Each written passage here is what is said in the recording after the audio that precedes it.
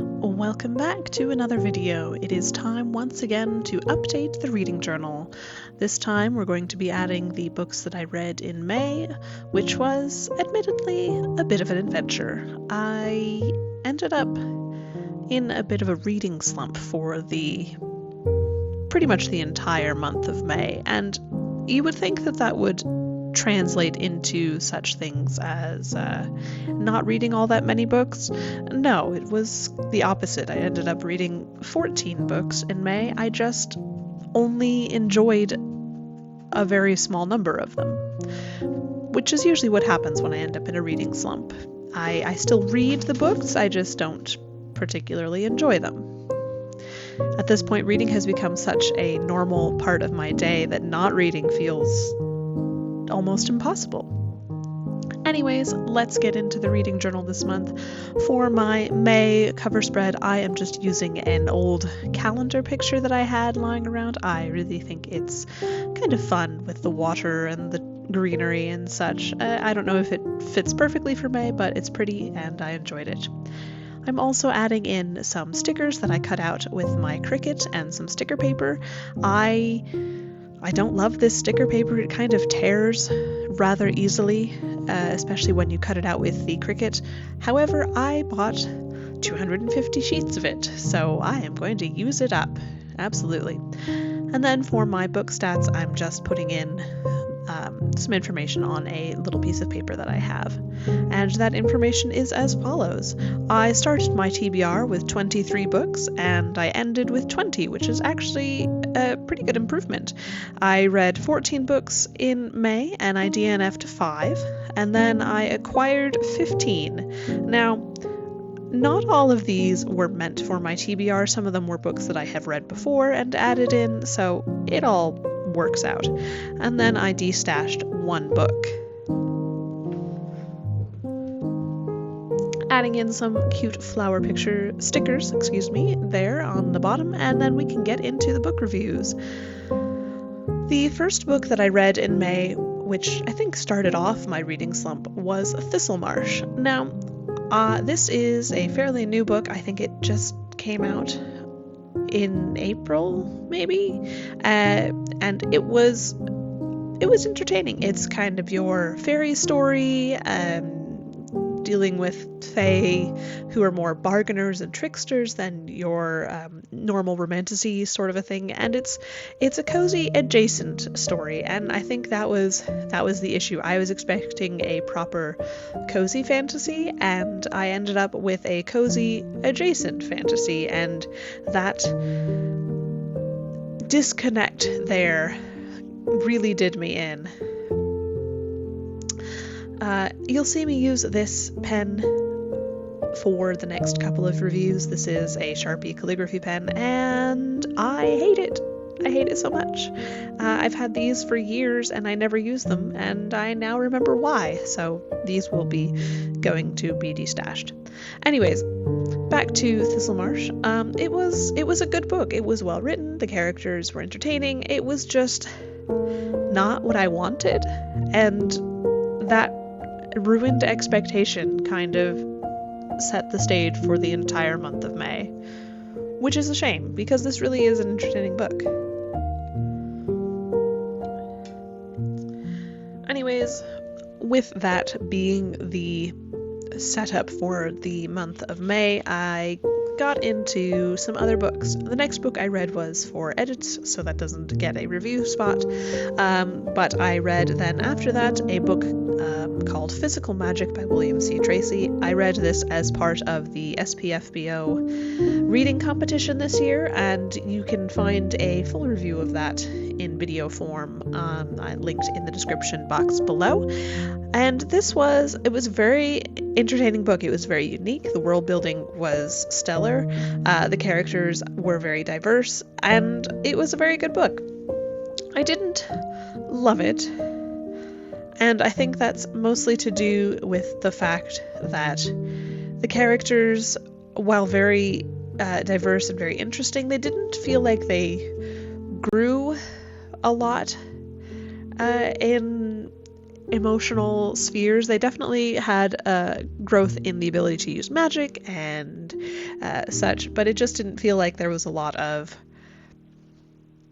emotional growth there. They kind of just had certain aspects amplified, and that's perfectly fine. It just wasn't particularly interesting to me, and the biggest issue I had with this book was that one of the characters had a lot of things that were said to be comic relief, and it felt like a bit of a shtick. So, entertaining book, a very unique world, a very unique magic, absolutely enjoyed it for that aspect, but it was not my favorite.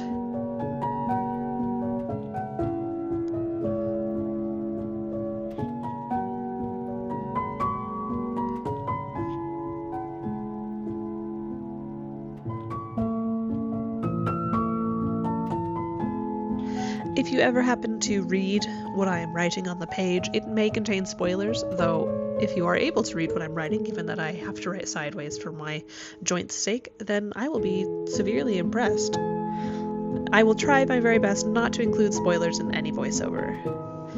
The next book that I read, I wanted to enjoy so very much. I had heard great things about this book. People said it was absolutely fantastic, and I wanted to love it, and I just didn't. And this was Blood Over Brighthaven by Emma Wong.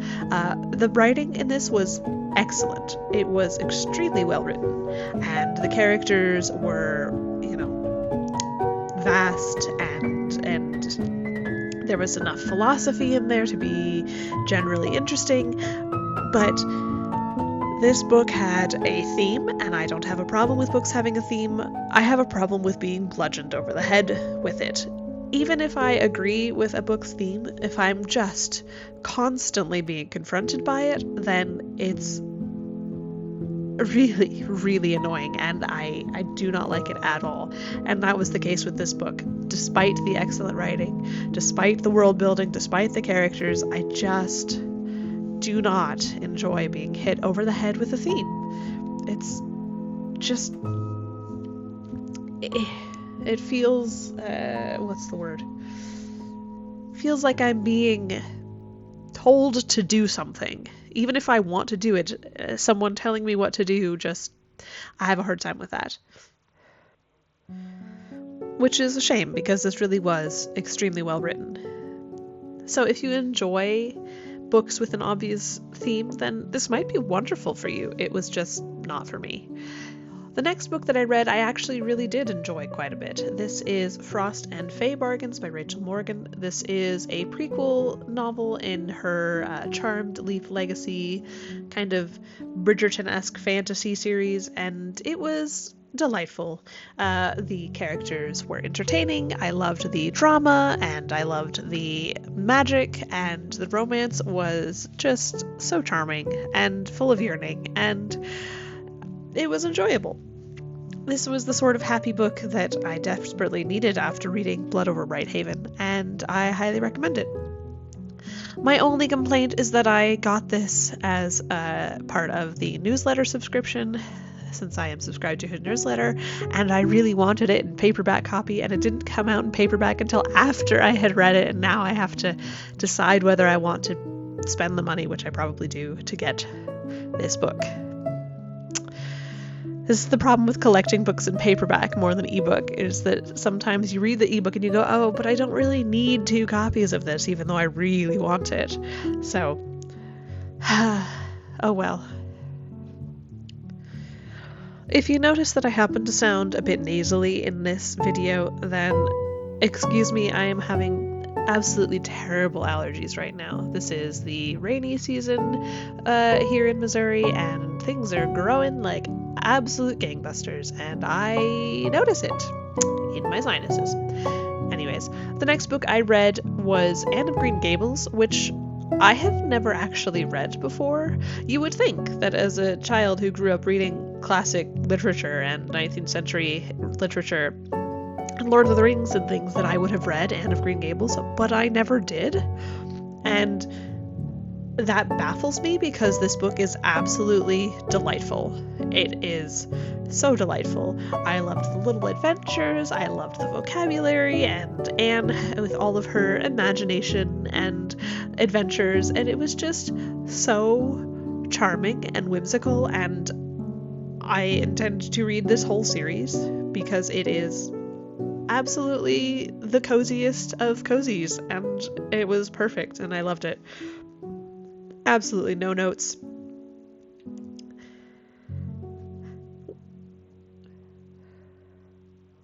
I do wonder, though, how many other books that are considered classics that I haven't read that are this good. I know there are a bunch of classics I haven't read, a lot of Ernest Hemingway, but that's because the Hemingway that I have read, I cannot stand. I do not like Hemingway at all. Or Steinbeck, similar things. I have read a couple of his stuff, and then I just, not really interested.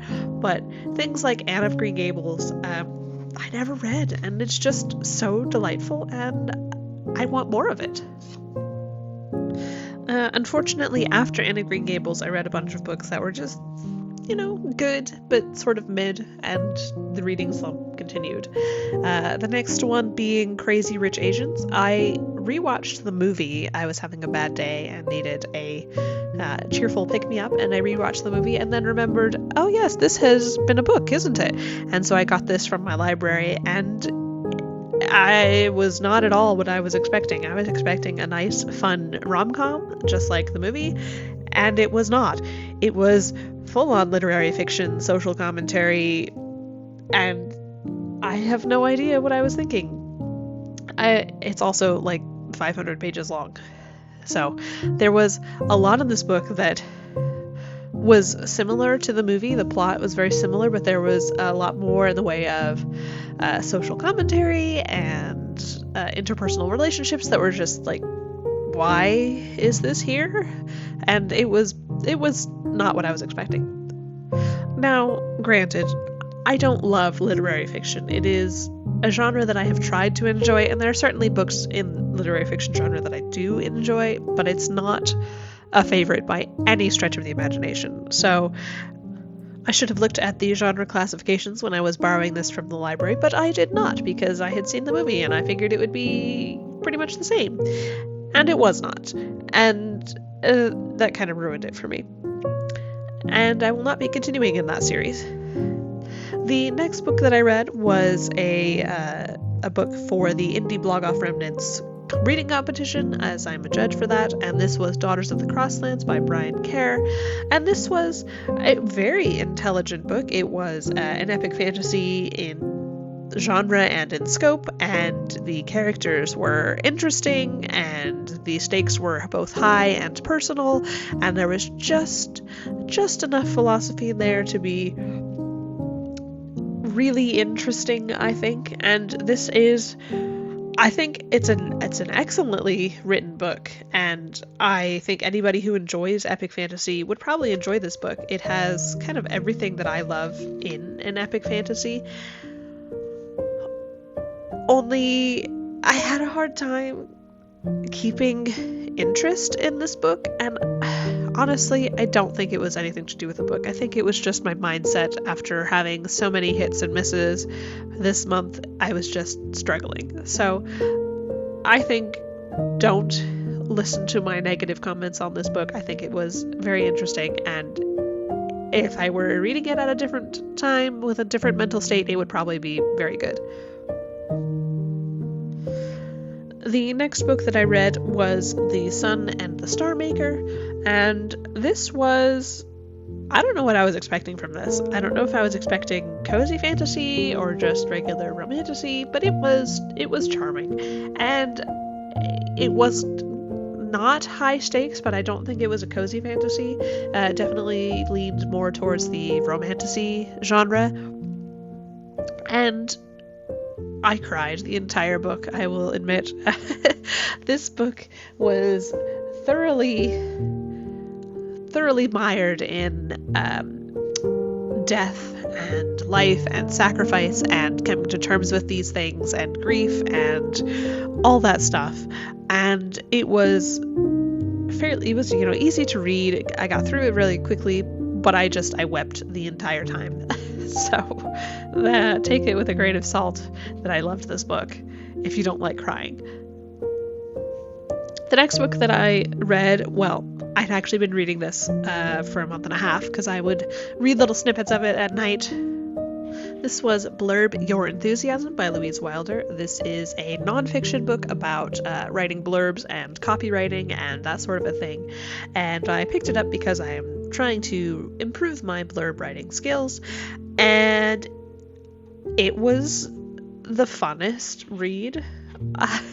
It went through all sorts of different blurbs of different books and talked about what worked and what didn't. And that sounds very boring, but it was not boring at all. It was so charming and delightful and whimsical and entertaining and just like riotously funny at times. And I fell in love with copywriting now, not the writing of copy as in the writing of blurbs and all the little language things that you can do there. And I think it's wonderful, and I intend to use some of these concepts absolutely for my own blurbs, but also for marketing.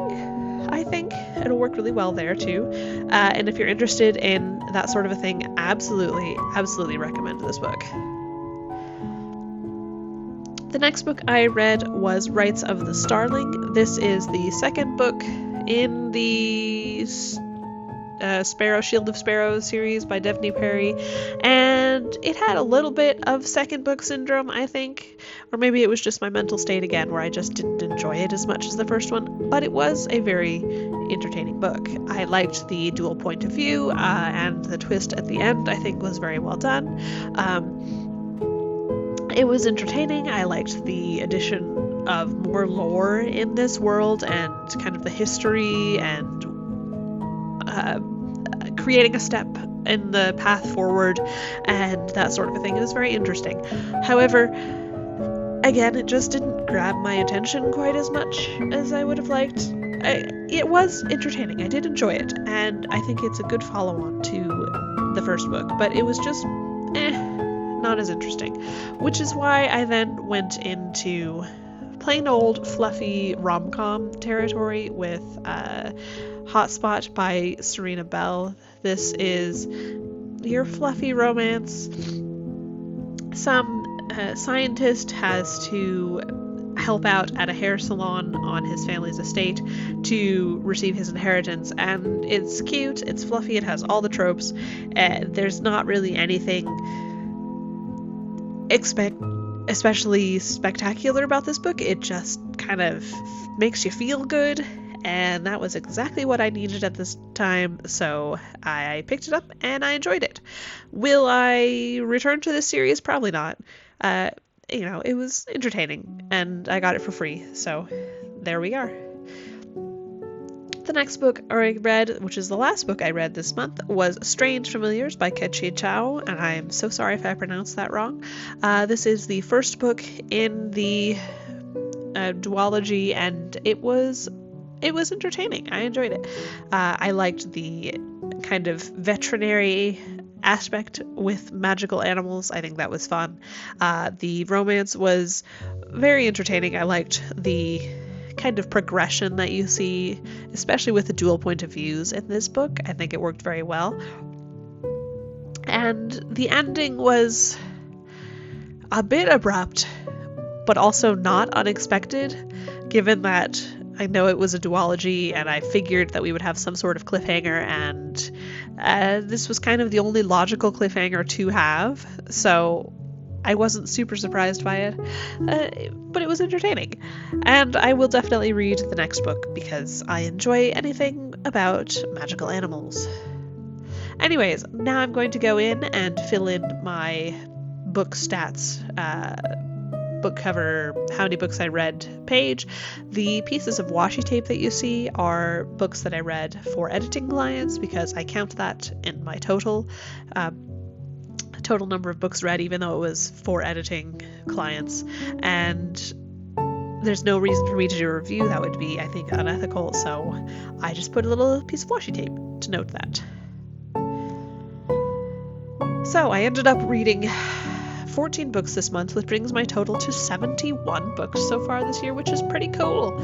So I won't be getting to 100 by June, by end of June, which is kind of where I would be halfway if I really cared about getting to 200 books this year, which I don't. 200 is just a general goal, and I don't care if I hit it or not. Adding Blurby Enthusiasm and Anne of Green Gables to my Hall of Fame, and then onto the book stats page, which I still don't know what to do with. So let's have a look at what we did for the month of May. A fun, cheerful little cover spread, and then into the reviews. Did you read any excellent books in May, or were you in the middle of a reading slump like me? And do you have any fun expectations for June? Do let me know in the comments, and if you have read any of the books and would like to tell me more about them, do, please, I want to know. Otherwise, happy reading, have a great day, and I shall see you next time. Bye.